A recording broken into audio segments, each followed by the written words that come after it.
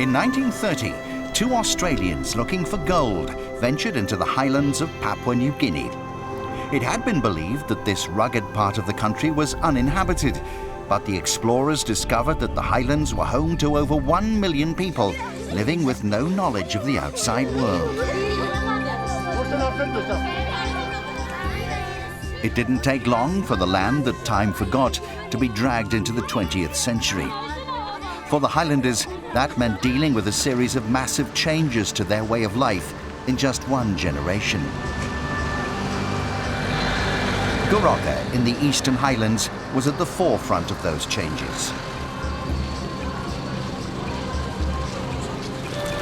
Christian missions arrived. Gold mines and coffee plantations transformed the town into the commercial center of the Highlands. It was July 2009 when we headed to this remote part of the world. We quickly discovered how, despite the inevitable erosion of the old way of life, some aspects of traditional Highland culture remained.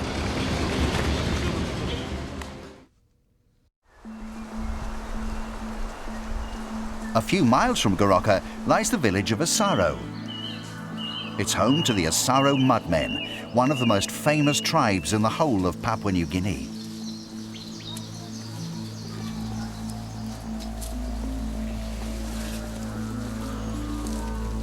Many years ago, the Asaro were defeated in a tribal conflict.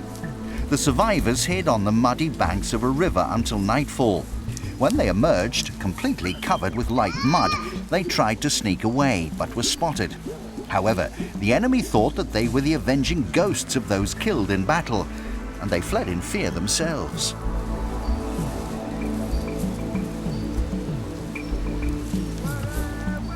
The Asaro, surprised by the effect of their unintentional makeup, developed it as a war strategy.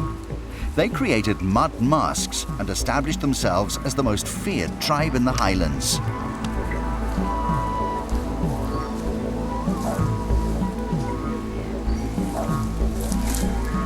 These warriors were also known for their exceptional skill with a bow and arrow, both in conflict and when out hunting.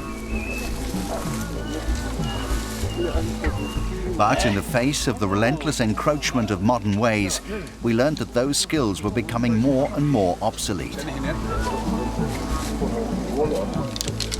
Yet some of the mudmen remained keen to preserve their cultural heritage.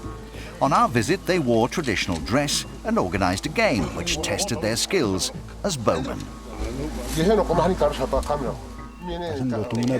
These were the weapons that our ancestors used to protect themselves. They treasured these bows and arrows. As for my generation, I'm not sure if they're of any real use. The old ways are vanishing. But it's important to be proud of our past. We get the bows and arrows out only on certain occasions. Otherwise, they're stored away. The game they played was simple.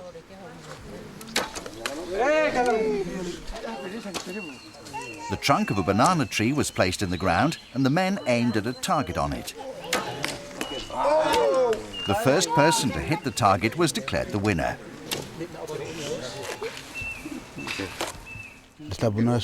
When our forefathers took aim with one of these, their intention was to kill, usually someone from a neighboring tribe.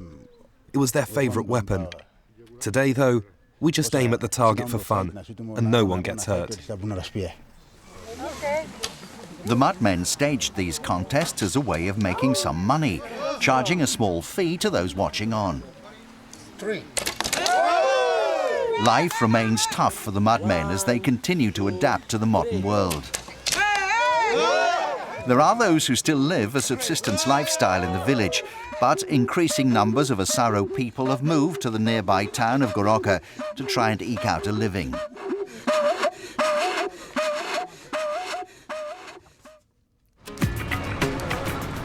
Over the years, urban drift has been widespread across Papua New Guinea. Towns such as Goroka are now home to people from hundreds of different tribal groups. But those searching for a better way of life are often left disillusioned by high levels of unemployment and violent crime.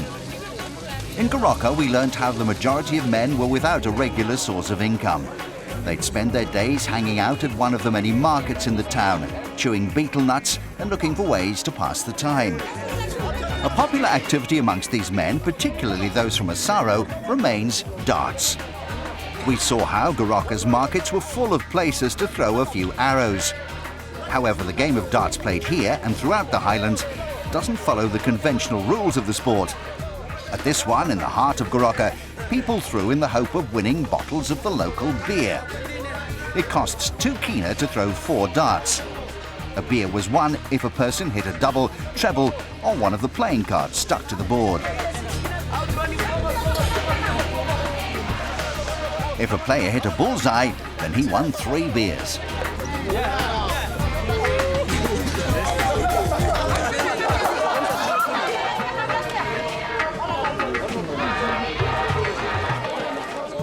Griffini Zavimore, a native of Asaro, was in charge of the running of these dart stalls. These men are quite good players. They come with a bit of money and play darts. If they do well, they win a beer. Sometimes a player will try and steal a bottle of beer if they can't win one. Believe me, those guys are dealt with accordingly. In Papua New Guinea, drinking in public places remains illegal. Up in the Highlands, though, this law is rarely enforced.